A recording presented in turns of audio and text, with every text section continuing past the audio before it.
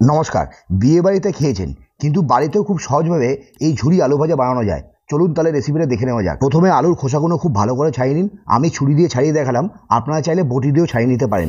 এবার একটা গ্রেটারের সাহায্যে আলুগুলো লম্বা লম্বা করে খুব ভালো করে গ্রেট করে নিন। ঠিক এই রকম হবে।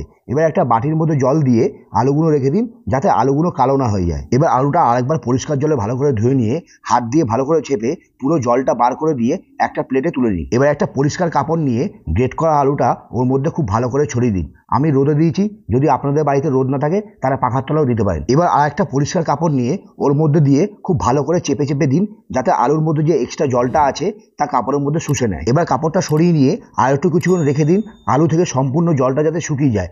যদি আলুর মধ্যে জল থেকে থাকে তাহলে ভাজার সময় ঝুরি ভাবটা আর হবে না, আলুটা কিন্তু দলা পাকিয়ে যাবে। এবার আলুটা শুকনো হতে থাক, ততক্ষণে সব বাকি কাজগুলো আপনি এগিয়ে রাখুন।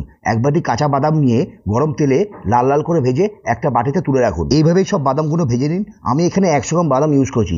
এবার ওই তেলেই কারি পাতা দিয়ে কারি পাতাটা খুব ভালো করে ভেজে নিয়ে বাদামের বাটিতেই তুলে রাখুন। এবার এতক্ষণে আলু থেকে জলটাও ভালো করে শুকিয়ে যাবে। তারপর কড়াইয়ে তেল দিয়ে তেলটা খুব ভালো করে গরম করে নিন। তারপর গ্রেট করে রাখা আলুটা তেলের মধ্যে দিয়ে দিন। আর একটা কথা বলে রাখি, যখন এইভাবে ঝুরি আলু ভাজা ভাজবেন তখন সবসময় হাই ফ্লেমে ভাজবেন, কখনোই লো ফ্লেমে ভাজতে যাবেন না, তাহলে কিন্তু আলু আবার দলা পাকিয়ে যাবে। এবার লাল করে ভেজে একটা প্লেটে তুলে রাখুন। এবার বিয়ে বাড়িতে যে আলু ভাজার টেস্টটা পান, ওরা কিন্তু একটা মশলা ইউজ করে।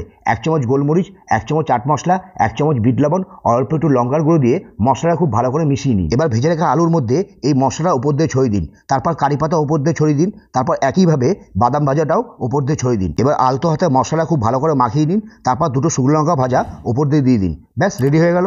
এবার দুপুরবেলায় গরম গরম ডাল ভাতের সঙ্গে এই ঝুরি আলু ভাজা দিয়ে সব থেকে বড় কাজটা সম্পন্ন করুন।